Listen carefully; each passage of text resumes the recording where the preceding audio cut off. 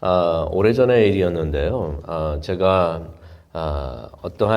그때 부목사로 한 교회에 있을 때였는데, 그때 함께 일을 했던 부목사님 중에 한 분이 한국에서 대형교회라고 하는 큰 교회라고 하는 그런 교회에 부목사님으로 일을 하셨던 분이었습니다. 그분과 함께 사역을 했던 적이 있는데, 그 교회가 어떤 교회냐면은 한국에서 열린 예배를 한국에 그 예배가 이제 미국에서 시작이 됐는데, 그 열린 예배를 한국에 도입을 했던 그래가지고 그것을 이렇게 이루었던 그 담당자였습니다. 그래서 이제 그 교회에서 이제 행사 담당이나 그런 거를 이제 하고 계셨던 분이셨는데, 많은 은사를 가지셨어요. 많은 은사를 가지시고, 목회도 잘하시고, 그래서, 그런 생각이 들었습니다. 한국에서 그분이 목회하시면 크게 하실 것 같다라는 생각이 들어가지고, 하루는 제가 그분에게 그런 질문을 한번 드렸습니다. 목사님은 한국에서 목회 안 하세요? 라고 질문을 드렸더니, 목사님이 답을 해주시는데, 그게, 의외의 답이었습니다. 어떤 답을 하셨냐면은, 목사님, 제가 한국에서 목회하면 망할 것 같습니다. 라고 말을 하세요. 그래서 그 말뜻을 이해를 못하고 가만히 얼굴만 쳐다보고 있으니까 그분이 하시는 말씀이, 제가 한국에 나가서 목회하면 크게 할 수 있을 것 같습니다. 교만해서 이렇게 말을 한 게 아니라, 그런 은사들을 많이 가지고 계셨어요. 근데 그런 말씀을 하더라고요. 근데 제가 그렇게 하면은, 그것을 감당하지 못하고 유혹에 빠질 것 같습니다. 그러면 제가 망하게 될 것 같습니다. 라고서 그런 말을 하면서, 저는 여기서 남아가지고 목회를 맡겨주신 것을 잘 하겠습니다. 라고 말을 하시는 것을 제가 들었던 기억이 납니다. 성공을 할 수가 있을 것 같은데, 그 성공이 유혹이 될 수가 있겠다라고서 말씀을 하시는 것입니다. 그렇죠. 그 사람들이 다 성공하는 것을 원합니다. 하는 일이 잘 되기를 원합니다. 그래서 기도 부탁을 받게 되면은 그 내용이 거의 다가 어떤 내용이 되냐면은, 그거를 간추리면은, 정리를 하면은, 목사님 잘 되게 해 주십시오. 라고 도움을, 그렇게 기도해달라고, 도와달라고 그렇게 기도하는 것을, 부탁을 받습니다. 잘 된다는 것은 다른 말로 하게 되면 형통한다는 말이 되는 것이고, 형통한다는 말은 무슨 이야기가 되냐면은 성공하게 된다는 것입니다. 성공하는 거, 이거 나쁜 것이 절대로 아닙니다. 하나님께서도 우리가 잘 되기를 원하십니다. 에레미야 29장 11절에도 보면은 우리가 알 수가 있죠. 하나님은 우리를 향해서 계획을 가지고 계시는데, 그 계획은 우리의 미래와 소망, 희망을 주시는 것이라고 하는 것입니다. 잘 되게 되는 것을 하나님께서는 계획하고 계신다는 것이에요. 이스라엘 사람들이 그때 그것을 믿지 않고 너무나 힘든 일을 많이 겪게 되니까 앞으로도 망하겠구나라고 생각을 하니까, 너희들을 향한 나의 계획은 너희들의 재앙을 받는 것이 아니라 밝은 미래와 소망과 희망을 주는 것이다 라고서 하나님께서는 그렇게 말씀을 해 주신 것을 우리가 성경을 통해서 보게 됩니다. 우리가 잘 되는 거 하나님께서는 원하십니다. 믿으십니까? 우리가 잘 되고 형통하고 성공하게 되는 것을 하나님께서 원하시는데, 그게 바로 아버지의 마음이죠. 어느 아버지가 자녀가 잘못되는 것을 원하겠습니까? 하나님께서는 그렇게 선한 우리의 아버지가 되셔서 우리가 잘 되는 것을 원하십니다. 그런데 그 에레미야 29장 11절을 보시면 한 가지를 우리가 느끼게 되는데, 너희들에게 밝은 미래와 소망을 주는 것이다 라고 말씀을 하시지, 지금 당장 너희에게 복을 주시겠다라는 말씀을 안 하십니다. 그런 생각이 들어요. 주실 것이면 지금 주시지. 지금 주시면 얼마나 좋아. 지금 주시지 왜 앞으로 그렇게 하신다고 말씀을 하시는가. 오늘 그 역대하 26장의 말씀을 준비하다 보니까 그것을 깨닫게 됩니다. 하나님께서는 우리가 하나님께서 주시는 그 축복을 감당할 수 있을 때에, 그 축복을 감당할 수 있을 때 바로 그때 은혜를 주시는구나 하는 것을 깨닫게 됩니다. 그게 또 큰 은혜가 되는 줄로 믿습니다. 왜냐하면 하나님의 축복은 그것을 잘 감당하고 겸손해지면 잘 감당한다는 것은 그 은혜를 받으면서 좀 더욱더 겸손해질 수 있다는 것이죠. 그렇게 되면 그게 진짜 큰 축복이 되는 것이에요. 하지만 하나님의 은혜를 받으면서 교만해진다는 것은 잘 감당하지 못하게 되는 것이죠. 그럴 때는 그런 축복을 안 받은 것보다도 못한 것이 아닌가 그렇게 생각을 해봅니다. 오늘 말씀 역대하 26장은 바로 그런 사람, 하나님께서 은혜를 주셨는데 그걸 감당하지를 못합니다. 감당하지 못해가지고 교만해지는데 그래서 그 목사님 말씀대로 망한 사람의 이야기가 되겠습니다. 그 내용을 우리 잠시 보고 또 기도하는 시간을 갖기를 원하는데요. 오늘 말씀의 내용은 유다 10대 왕, 10번째 왕 우시야의 이야기가 되겠습니다. 우시야는 아마샤의 아들이 되는데요. 이 사람은 우리가 1절과 3절을 보면 나오는데 16살에 왕이 됩니다. 고등학교, 하이스쿨에 있을 나이에 왕이 되는 삶이었는데 16살에 왕이 되어가지고 52년간 나라를 다스렸다. 왕이 되어 다스렸다라는 말씀을 우리가 1절과 3절을 통해서 우리가 보게 됩니다. 그런데 어린 나이에 왕이 됐지만은 4절을 보니까 우시야가 그의 아버지 아마시아의 모든 행위대로 여호와 보시기에 정직하게 행하며 하나님 보시기에 옳은 일을 했다는 것입니다. 어린 나이에 왕이 됐지만은 이 아마샤가 스가랴가 살아있는 동안에는 하나님을 섬기는 일에 헌신했다라는 말씀이 나옵니다. 하나님을 두려워하면서 온 마음 다해서 하나님을 찾았다는 것입니다. 그래서 하나님께서 5절을 우리가 보게 되면 그러한 우시야를 하나님께서 형통하게 하셨다라고 말씀을 하십니다. 하나님을 열심히 두려워하면서 경외하면서 하나님을 찾으니까 하나님께서 형통하게 일이 잘 되게 성공을 하나님께서 주셨다는 것입니다. 하나님께서는 그렇게 하나님을 찾는 사람에게 성공을 주시는 줄로 믿습니다. 강한 도움을 주시는 줄로 믿습니다. 그래서 우리가 하나님의 도움이 필요하면 우리가 하나님께 매달리고 하나님을 열심히 온 마음 다해서 전심을 다하여 하나님을 찾아야 되는 줄로 믿습니다. 그런데 우시야가 혼자서 그렇게 했던 것이 아니었어요. 5절을 보니까 우시야 곁에는 그를 그렇게 옳게 행동할 수 있도록 도왔던 도우미가 있었는데 그 사람이 바로 스가랴였던 것입니다. 이 스가랴가 어떻게 보면은 우시야의 선생님이 되고 또한 멘토가 되는 것 같습니다. 그런 것 같아요. 우리가 삶을 살면서 우리가 누구이든 간에 우리가 지혜를 구할 수 있는 또 우리에게 필요한 지혜를 옆에서 줄 수 있는 그러한 삶의 멘토가 있는 것이 참 필요하구나라고서 생각을 해 봅니다. 여러 부분에서 그래서 저도 제 삶을 보게 되면은 하나님께서 많은 멘토를 주신 것 같아요. 학교에서 공부를 하고 있을 때 그러한 지식을 얻을 수 있는 멘토를 주시고 또 목회를 할 때 목회에 도움을 줄 수 있는 그런 멘토를 주시고 그랬는데 우리 모두에게 영적 멘토가 있어야 되지 않겠는가 그렇게 생각을 해봅니다. 혼자 할 수 있는 것은 절대로 아닌 것 같아요. 함께 나를 도와줄 수 있는 그런 멘토가 있었는데 있어야 하는데 성도님에게는 그런 멘토가 있으십니까? 영적 멘토가 누구에게나 다 필요하지 않은가 그렇게 생각을 해봅니다. 우시야에게는 영적 멘토가 있었는데 그 사람이 바로 스가랴였던 것이에요. 스가랴가 우시야가 하나님 보시기에 옳게 행동할 수 있도록 그 길을 같이 인도하고 같이 갔던 사람이라는 것을 우리가 볼 수가 있습니다. 그래서 이제 하나님께서 우시야에게 형통함을 주셨는데 성공을 주셨는데 어떤 성공을 주셨는가? 성경을 보면서 이제 간단하게 보기를 원하는데요. 밖으로는 많은 전쟁에서 승리하게 하십니다. 블레셋 6절과 7절을 보니까 블레셋과 싸워서 이기게 하십니다. 여러 성들을 함락하게 하시는데요. 또한 8절을 보니까 암몬 사람들이 조공을 바쳤다라는 말씀이 나옵니다. 그러니 세력이 강해졌던 것입니다.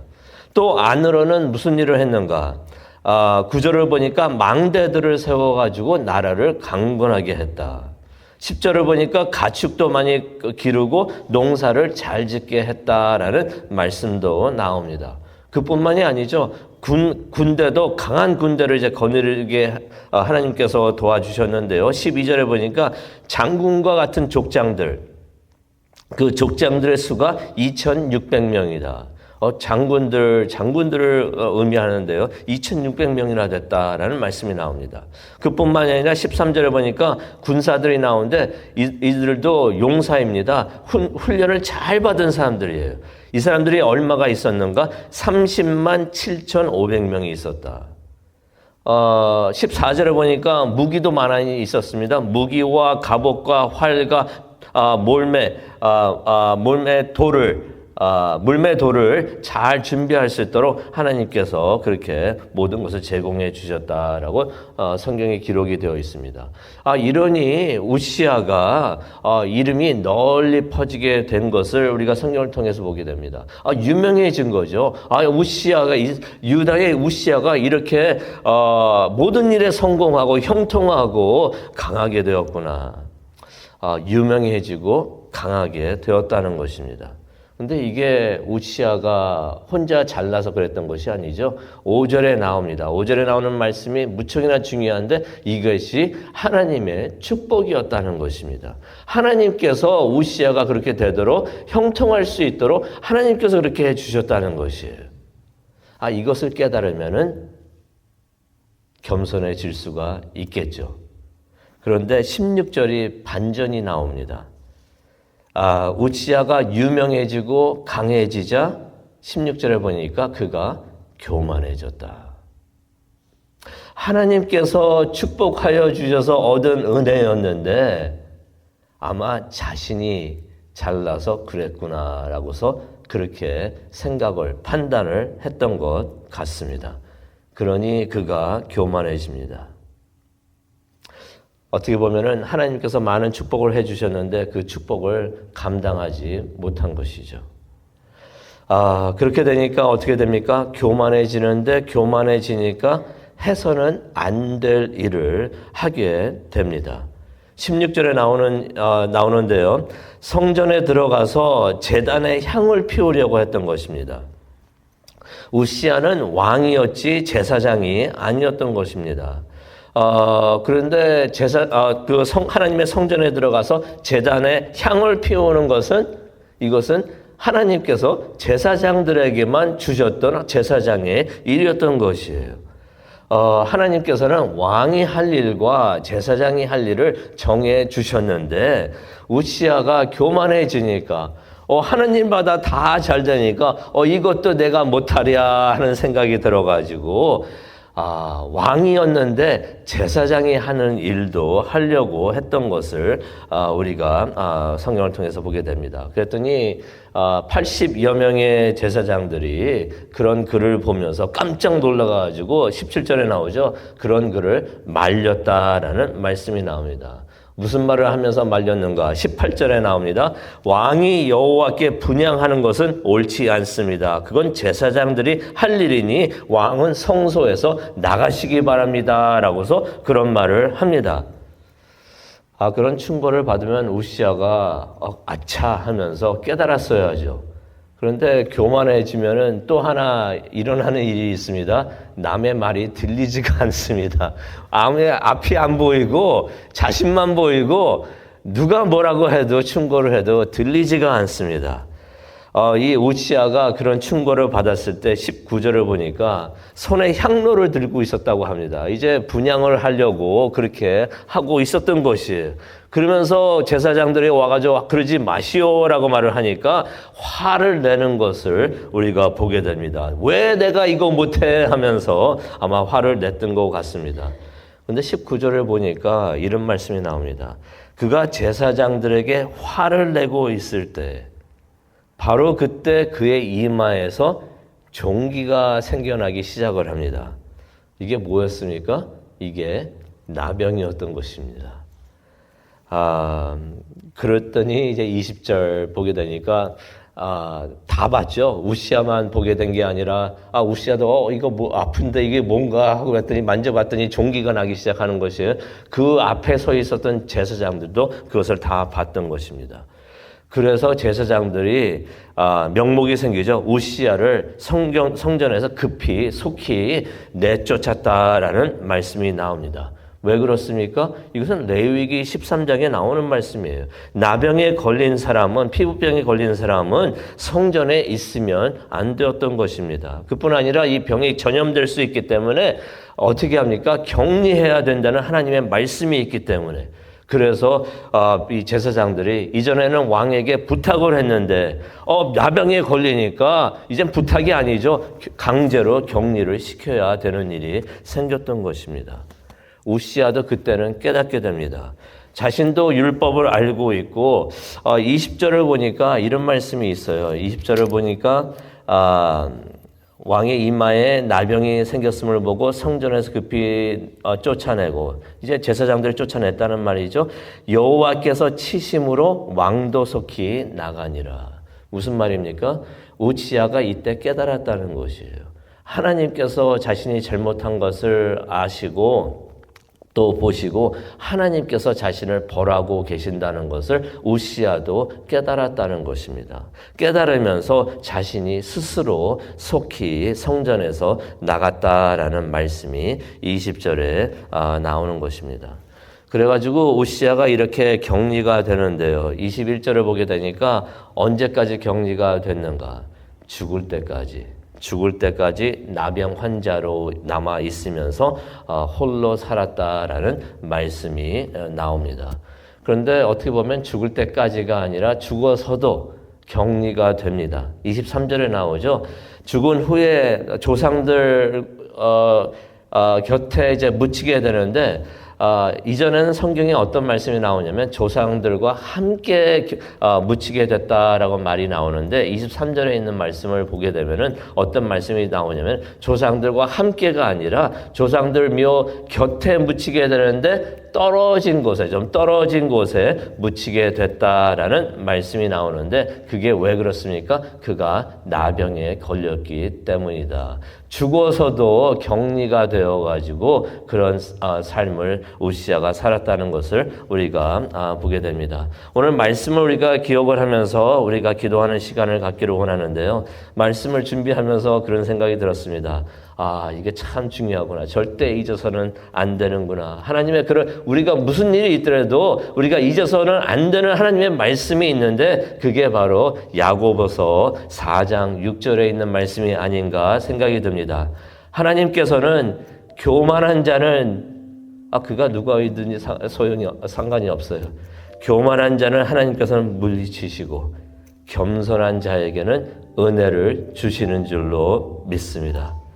우리가 하나님의 복을 받아가지고 형통하게 되는 것도 참 좋지만은 더 중요한 것은 하나님께서 주시는 그 축복을 잘 감당해서 겸손해지는 것이 아닌가 그렇게 생각을 해봅니다. 성경을 보게 되면 오늘 아침 시간이 없으니까 제가 다 말씀을 못 드리지만은 그 하나님의 축복을 잘 감당하지 못해가지고 망한 사람들의 이야기가 많이 나오는데 우시아도 그런 사람들 중에 한 명이고 아시겠지만은 성경을 보게 되면 그런 사람들이 많이 나옵니다. 우리는 하나님의 축복을 받는 것에 끝나는 것이 아니라 잘 감당해서 더욱더 겸손해지기를 원합니다. 그래서 오늘 이 아침 우리가 기도를 하는데요. 하나님의 축복을 위해서 기도하시기 바랍니다. 또 그러한 축복을 잘 감당할 수 있도록 하나님께서는 겸손한 자에게 은혜를 더욱 내려주시는데 겸손하게 하여 주시옵소서. 하나님의 은혜를 잘 감당하게 하여 주시옵소서라고 기도하는 우리 모두가 되기를 원합니다. 우리 다 함께 기도하겠습니다. 하나님, 오늘 이 아침 하나님의 말씀을 기억을 하면서 하나님 앞에 나와서 하나님께 기도합니다. 지금 기도하려고 합니다. 하나님, 우리와 함께하여 주시옵소서. 우리에게 감당할 수 있는 은혜를 내려 주시옵소서. 그러면서 가장 큰 은혜가 모든 것을 하나님의 은혜로 여기면서 하나님께 감사하고 예배할 수 있는 것이 가장 큰 은혜로 여기고 하나님께 감사할 수 있는 우리 모두가 될 수 있도록 하나님 도와주시옵소서. 항상 겸손하고 낮아지는 우리 모두가 될 수 있도록 하나님 이 시간 우리와 함께 하여 주시고 우리의 기도를 인도하여 주시옵소서. 감사합니다. 예수님의 이름으로 기도합니다. 아멘.